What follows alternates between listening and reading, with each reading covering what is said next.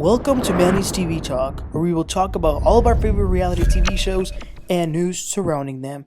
Grab a snack, a drink, and get comfortable because this starts now. Yo, what is up, everybody? Welcome back to. We're going to be talking about the new episode of Love and Marriage Huntsville, Season 8, Episode 4. Let's get right into this. You are a liar.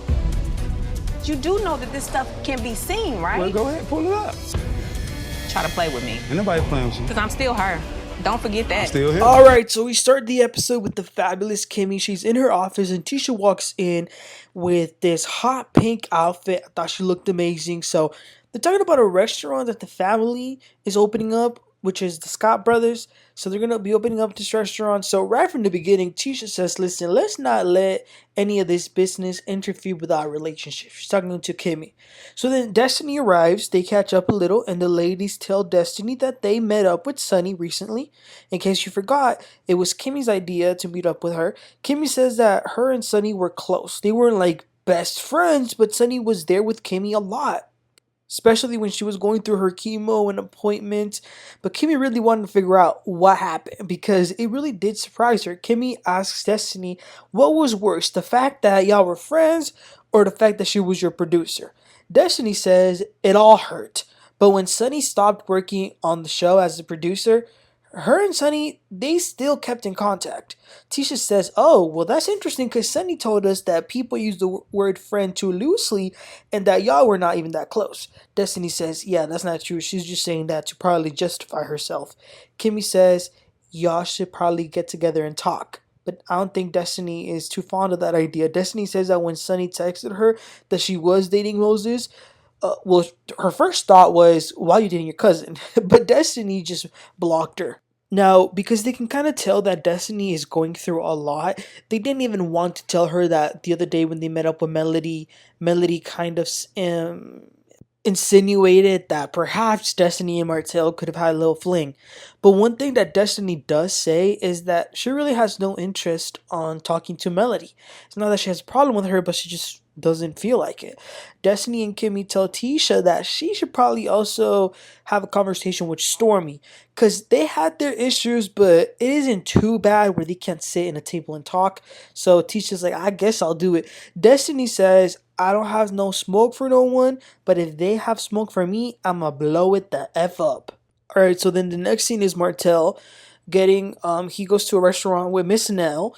They get into the mess right away. Nell tells him that she did have a problem with Melody sending him to jail at first, but then when she found out why, now she wants to know from him, why did he threaten to release revenge porn on her? Martell says that he never thought about releasing it, but he did send her a picture. And then he shows some text messages to Miss Nell that he sent to Melody. He said that he sent her these many text messages telling her to stop bullying him. He says that this happened in August of 2022, so him getting arrested in 2024 doesn't make sense to him. Nell says, well, you do something, then she does something, then you do something, then she does something. So there needs to be some accountability. And not just for them, but for the sake of the 4 children, she says one of them needs to grow up and decide to stop. Of course, Miss Nell says this because she too can relate to children growing up and then becoming adults and then getting backlash. She says to Martell, I'm getting backlash right now and I didn't even do nothing. Martell then starts laughing and he says, really? You ain't do nothing? Now, Miss Nell was very serious and she wasn't too happy about him joking about this. And she said, no, I didn't do anything. He says, really? So you weren't a side chick? And she sets the record straight and says, no, she was not no side piece. The only side piece she knows is coleslaw. Nell also tells him that she's having a birthday party, but she obviously had to choose between them who to invite. And she chose Melody. Moving along, Marsau is hanging out in Black. He's out there smoking a cigar, and then Maurice and Moses come over. Moses is in the trucking he's in the trucking business, so the Scotts kind of know him a little bit, and they're catching up. Maurice tells Moses that Moses moved on way too fast, but Moses says, listen, you gotta move fast because you can't lose your blessing. Maurice then says that, he filed for divorce papers 1 year before meeting Kimmi, yet she still gets called a side chick. So his point is that Moses should have probably managed the gap in between the relationships a little better so that they wouldn't judge his wife. Moses says, well, it's love. Who can judge love? And then Maurice says, yes, it can be love, but they will still come for your marriage. A marriage is already bad enough, but imagine adding a whole comment section. Then Marsau says, can I tell y'all something? I almost lost my marriage because of how much the people came after his marriage. So they're just trying to get him to try to understand. But Marsau even kind of compares him to Martell, kind of being very stubborn, not being able to comprehend. And then Maurice suggests that Moses meet with Destiny just so that they can talk and clarify, kind of be on the same page of when they were done and kind of have some official closure to just, keep it pushing. Moses, listen, I don't know, but he does definitely look very happy. He is 41 and he said that Sunday could be pregnant any day now. So then in the next scene, we see the new couple, Latisha and Ken. They're at the gym. They like to work out multiple times a day, sometimes even 3. Courtney and Stormi come over and then they split up to do a little workout. Courtney bought a car. We saw that last week, so he did end up buying it. Ken says that he was in Afghanistan and he got Trish. They got together because they knew each other for a long time, and then he says that at first they would argue a lot and she would have an attitude, but after listening to her story, they kind of learn how to work together. So then we see Tisha and Stormi, again, they worked out a little bit as well, and then they talk. So Trish, we're still getting to know her and her husband, so I think it's too soon for me to say if I like them or not. But she shared something very, very personal. So she tells Stormi that everything is going so well right now, and it makes her think that something bad will happen because everything is a little bit too good. And I mean, obviously, that's not a good way to go about life.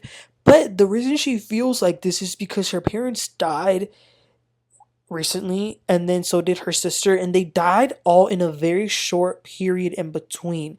And then she was also going through a very tumultuous divorce. So she says that she was like kind of mad at the world because she thought that the people who were going to be there for her in her corner didn't end up being there. So it was really sad. I feel bad for her when she was talking about this. She says that to this day, she does have that insecurity of being there fully for others and that they won't be there for her in return. And I think that's a very relatable thing to a lot of people. But from all this trauma, she's very happy that she met her new man, Ken, because he understands her and he can, kind of deal with whatever she's going through, put up with her, I guess you could say. Stormi says that she's the same because when she first met Courtney, she was crazier, so he was really good at, being able to calm her down. But the problem with Latisha and Ken, though, is that she's still dealing with her ex-husband. Like, there are some papers that they haven't been signed, so that's going to be a little bit of a struggle. And then lastly, Stormi tells her something about an event that she's going to have.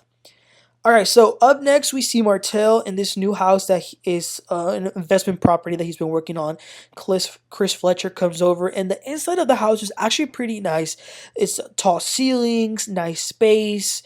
The yard was a good size, and Chris says that he might have some people who might be ready to jump onto this. So after getting a little tour, Chris says, okay, with all that being said, I was talking to my wife, and you owe her an apology for calling her a side chick. She's not a side chick. Martell says, she isn't now. And Chris says, no, she isn't now and she's never been.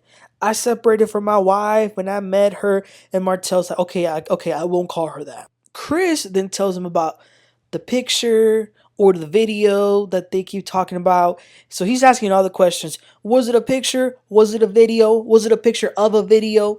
Chris asked Martell, did you threaten her that you were going to release this? And Martell says, no, I wanted her to stop bullying me.